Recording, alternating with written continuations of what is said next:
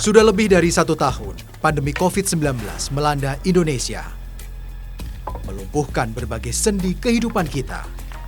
Dampaknya, perekonomian lamban bergerak, hidup terasa semakin sulit bagi golongan masyarakat menengah ke bawah.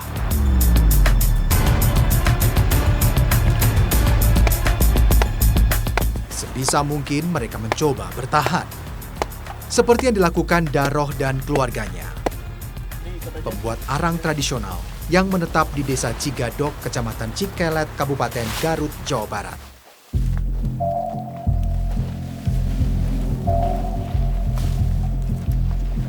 Keluarga Daroh masuk dalam kategori masyarakat yang hidup di bawah garis kemiskinan dengan pendapatan di bawah Rp600.000 per bulan saja.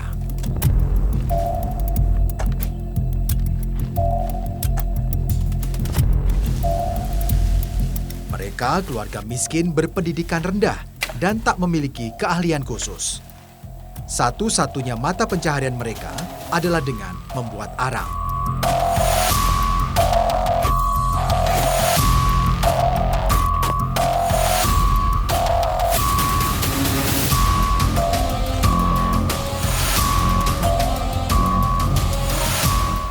Tandanya kalau lubang ini tertutup sempurna adalah ketika udah muncul asap-asap dari lubang-lubang kecil di sekitarnya. Artinya memang celahnya sangat kecil, karena kalau celahnya sangat besar nanti apinya akan semakin besar di dalam dan kayunya akan terbakar. Sementara kalau celahnya kecil ataupun tertutup sama sekali, kayunya akan menjadi arang secara sempurna. Ini semuanya udah keluar asap nih Kang ya.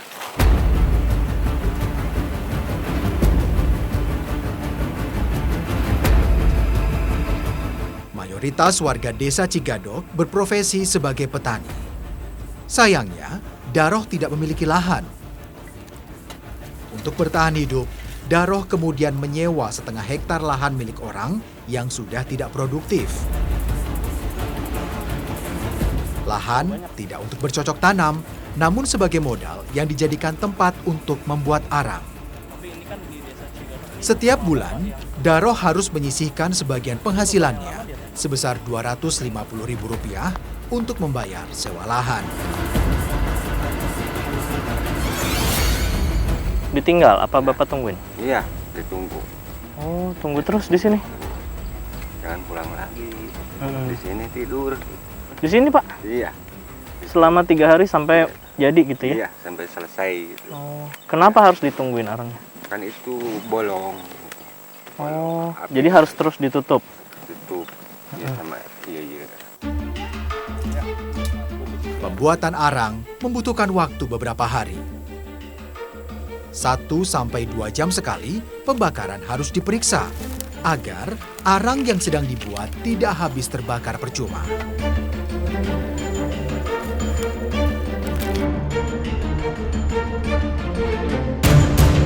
Sambil menunggu pembakaran arang, Daroh dan keluarganya pergi ke hutan mencari kayu-kayu kering untuk bahan membuat arang selanjutnya.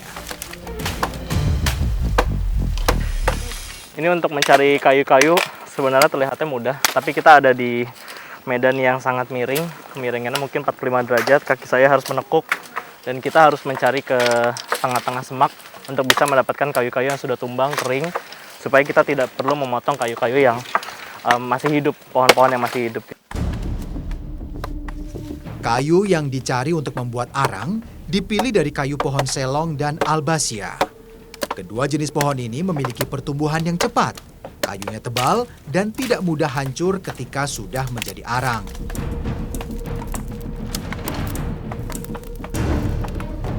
Pekerjaan mencari kayu tidak hanya dilakukan kaum lelaki saja. Neni juga ikut ambil bagian sudah sejak lama. Kita ambil yang ini ya Bu.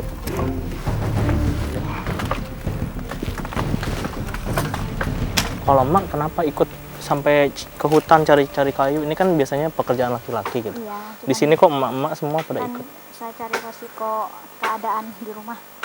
Buat nambah-nambah Iya. gitu ya. Di rumah kan nggak ada, bukannya nggak ada, cuman nggak cukup gitu kan. Melakukan pekerjaan kasar, mencari kayu untuk membuat arang, mestinya melelahkan. Namun Neni tak punya pilihan.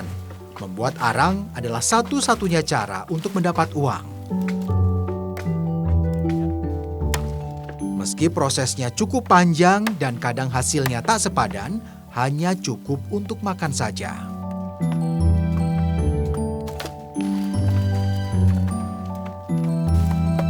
Kerjaan laki, kerjaan perempuan. Tetap ya. Iya. Harus ikut. Kalau cuma satu-satu kan, satu capek, satu enggak, kan kasihan gitu. Kasihan anaknya, kasihan sarogenya.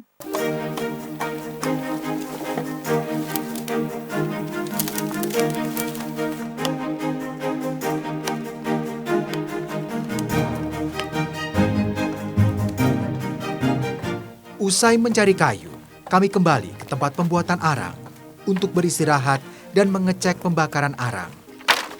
Kayu yang sudah dibakar sebelumnya minimal perlu waktu 2 malam agar terbakar sempurna menjadi arang. Untuk tempat bernaung di dekat pembakaran arang, Daroh membuat bangunan tenda sederhana tak seberapa luas. Hanya ada 2 balai bambu berukuran kecil dan 2 lapis terpal penutup.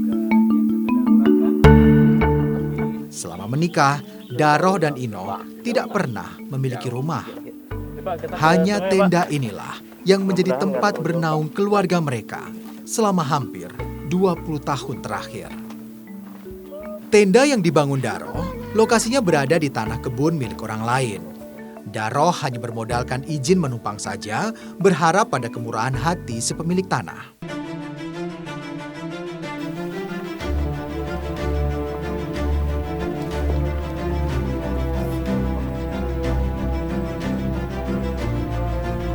Untuk bisa mendapatkan air bersih, Daroh dan warga lainnya harus berjalan menuruni lembah menuju sungai.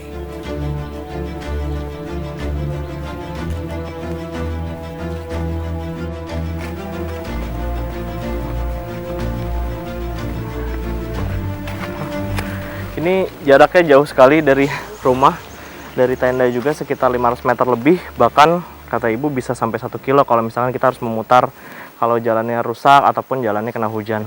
Dan mereka harus bawa sebesar ini air, mudah-mudahan airnya juga jernih yang ada di sungai.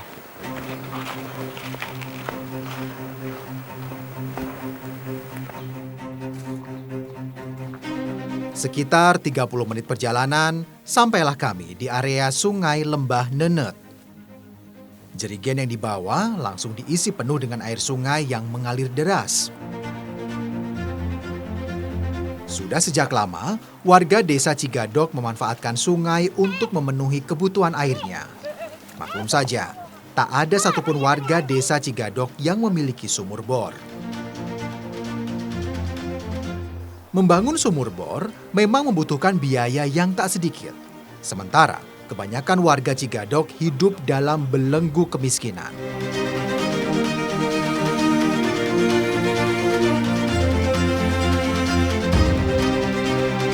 Ada yang udah pernah coba berapa meter bisanya? Sampai berapa meter ya Pak? Sampai 20 meter teh masih belum ada air. Oh, berarti juga karena memang daerahnya kering ya? Iya, kering. Iya. Warga desa Cigadok tentu saja sangat berharap pada bantuan pemerintah untuk pengadaan air bersih. Namun, jangankan bantuan pengadaan air bersih, bantuan umum program kementerian saja tidak pernah sampai ke tangan mereka.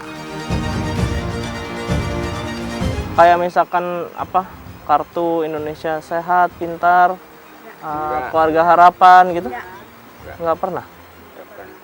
Cuman punya KTP juga sekarang.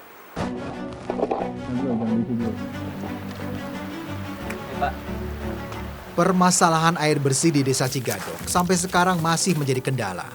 Sungai menjadi satu-satunya solusi untuk kebutuhan air minum, mandi, cuci, dan kakus.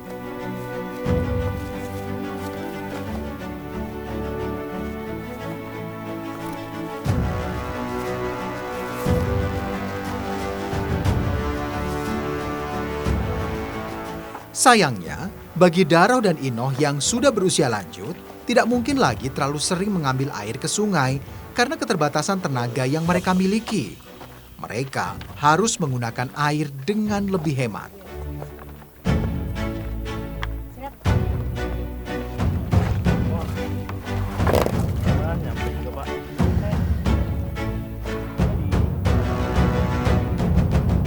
Nggak ada bilik-bilik setiap rumah gitu? Nggak ada? Nggak ada. Ini Bapak berapa kali sehari ngambilnya? Air 3 kali, 4 kali, kadang-kadang gitu. Terus kalau malam-malam kebelet gimana, Pak?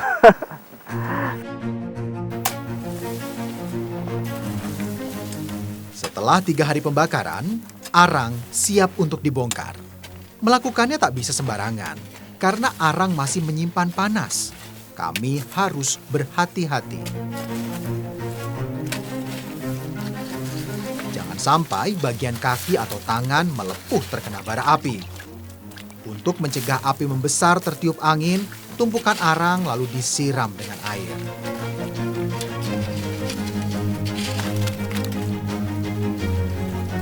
Ini kondisinya masih panas, jadi harus disiram-siram seperti ini. Dan berbahaya bagi orang awam untuk berada terlalu dekat, kecuali bagian yang sudah disiram yang ada di sebelah saya ini. Mungkin arang yang ada di rumah Anda sebagiannya berasal dari Cigadok.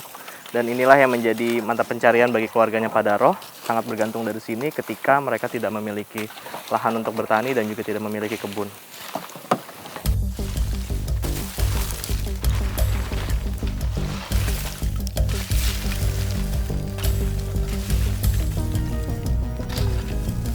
Air yang dibutuhkan untuk menyiram pembakaran arang ternyata cukup banyak. Padahal, jarak antara tempat pembakaran dengan sumber air cukup jauh. Walau risikonya besar dan butuh kerja keras, hasil dari membuat arang tidak bisa dibilang sesuai.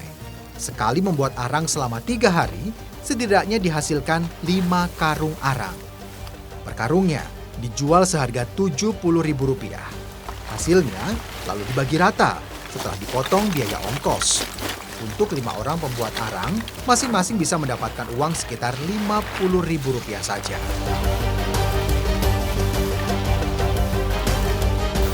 Ya tergantung dapatnya sih berapa karung gitu kan.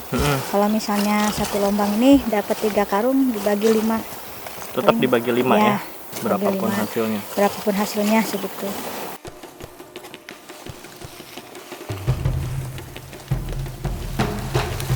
Untuk 3 hari kerja, tak banyak uang yang bisa dibawa pulang. Para pembuat arang harus memanfaatkan uang yang didapatnya seefisien mungkin. Cukup itu untuk membayar ibu kerja 3 hari, terus kayak begini cari kayu semua segala macam. Gimana nggak cukup? Gimana mau cukup duit 4.000? Ya itu untuk kopi paling dapat 2 untuk minum kopi. Dan dari sini ibu sama keluarga makan? Ya di sini nggak ada lagi yang lain kan, kerjaan lagi nggak ada, cuman ini yang kerjaan saya yang sekarang saya kerjain.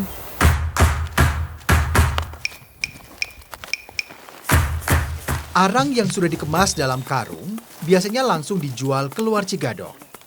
Setiap karung berisi 15-25 kg arang kering.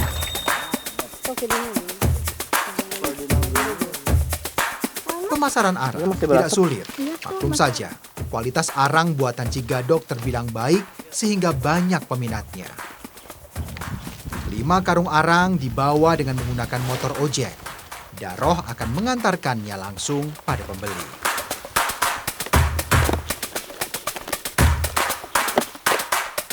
Saya sama para pengojek dan juga orang-orang yang membuat arang ini akan menuju ke pengepul di luar desa ini. Semoga arangnya semuanya laku dan semoga di dalam perjalanan juga arangnya tidak terbakar, karena kita khawatir arang yang tadi sudah dimasukkan ke dalam karung bisa muncul api sewaktu-waktu. Mudah-mudahan tidak terjadi. Kita akan menuju ke sana. Ayo Kang, jalan Kang.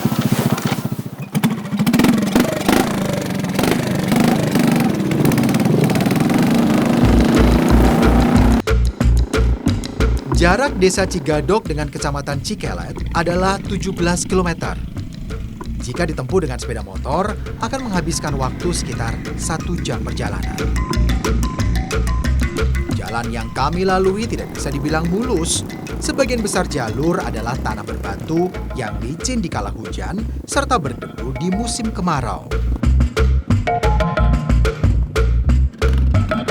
jarang ada saja pengendara yang celaka dan jatuh ke jurang karena sempitnya jalur yang kami lalui. Kondisi ini jelas mempengaruhi besarnya ongkos angkutan barang.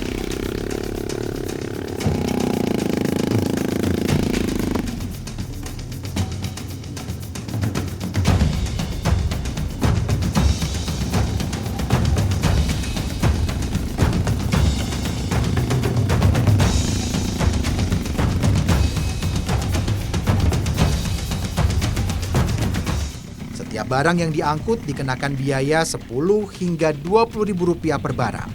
Termasuk hasil kebun yang harus dipotong biaya transport sebelum uangnya diterima para petani.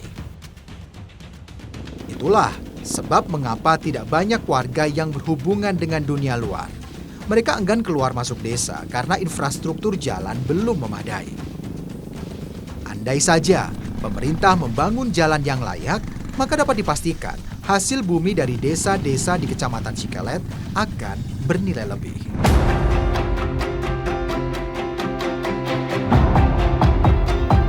Akhirnya, sampai juga kami di warung-warung makan yang menjadi langganan Darong.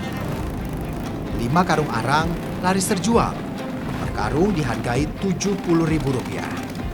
Dipotong biaya transport sebesar Rp100.000, total uang yang didapat Daroh sekitar Rp250.000. Lumayan untuk menyambung hidup selama beberapa hari. Mangayatos na hiji, 2, 3, nah, jadi 500 mau. Terima kasih. Bu, mari Bu.